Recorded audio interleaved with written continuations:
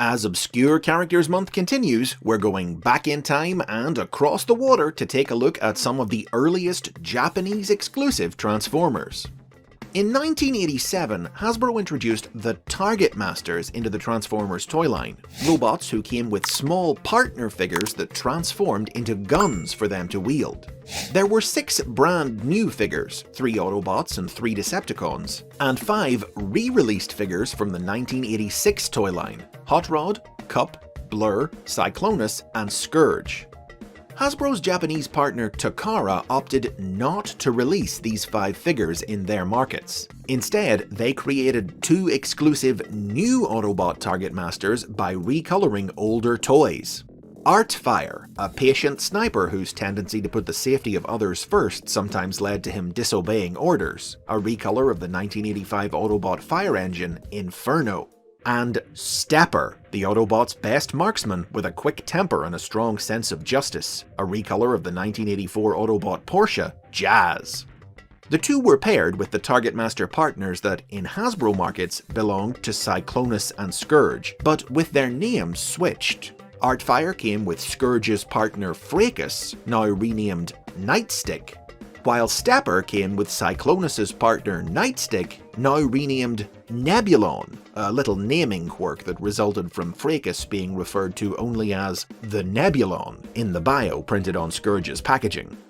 Owing to the small size of the toy's hands, Stepper couldn't hold Nebulon in his fist like the other Target Masters. Instead, he came with a special bracket that plugged into his back and allowed Nebulon to mount on his shoulder.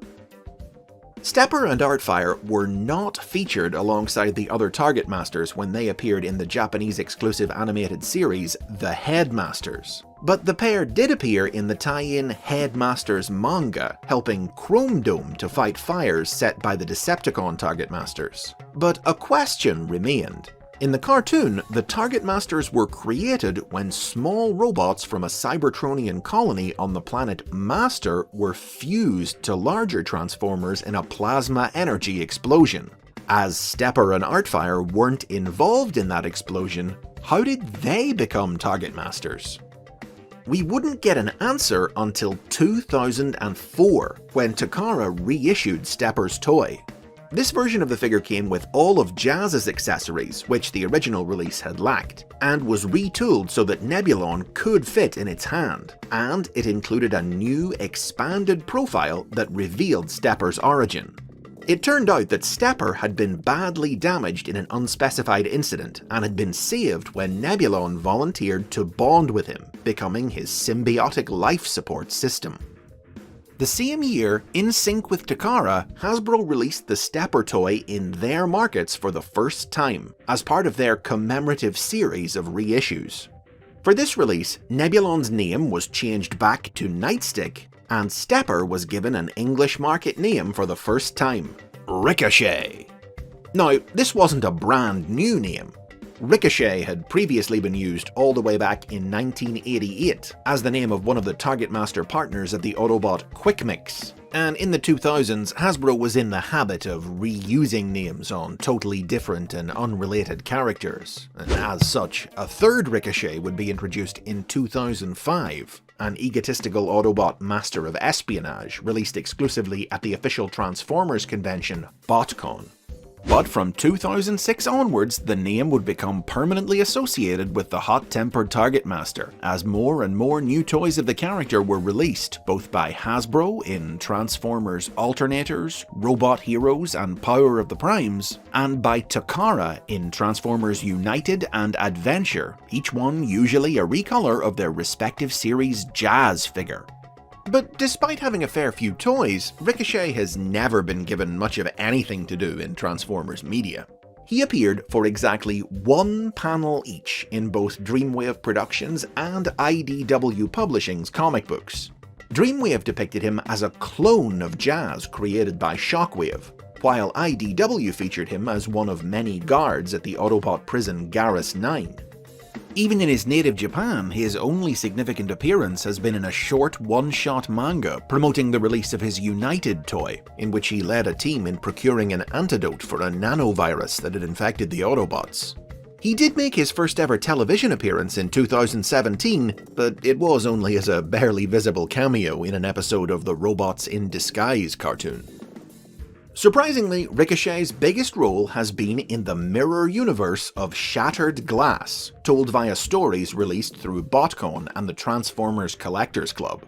In this twisted universe where Autobots are evil and Decepticons are good, two different mirror versions of the character existed, one named Ricochet and another named Stepper. Ricochet was a retool and recolor of the Transformers Cybertron Crosswise toy, released exclusively at BotCon 2008, alongside his twin brother, Jazz. The brothers were created by Optimus Prime to serve as his bodyguards, a prized position that the wild and dangerous Ricochet sought to keep by any means, making him quick to betray or kill anyone who he thought was in danger of taking it from him.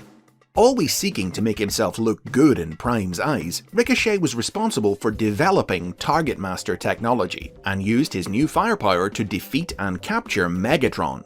Unfortunately for Ricochet, Optimus Prime was furious to learn that he had dared to make a move against the Decepticon leader without his permission, and he had Ricochet tortured for his impudence. Stepper was a recolor of the United figure, released exclusively at BotCon 2015. This timid and mentally unstable Autobot was envious of Ricochet's Target Master partner Nightstick, and built his own, a lifeless drone named Nebulon, which he controlled like a ventriloquist's dummy, pretending as if the little robot was actually the one in charge in their partnership. Stepper later found himself transported across the multiverse to the city of Axiom Nexus on a Cybertron that was home to many lost dimensional travelers. There, he met an actual living version of Nebulon from an alternate universe, who really did take charge of him, manipulating the meek Autobot into doing what he wanted. Ricochet and Artfire are both great examples of characters whose cult favourite status is due really just to them being Japanese exclusive toys, which made them exciting and highly prized to a young fandom in the 1990s that was still learning about the different forms the franchise took across the world. Ricochet's been a good bit luckier than his buddy. Artfire has never been released in Hasbro markets in any form, with his only new figures coming in Takara's United and Masterpiece toy lines. And there's still never been any explanation offered for how he became a Target Master.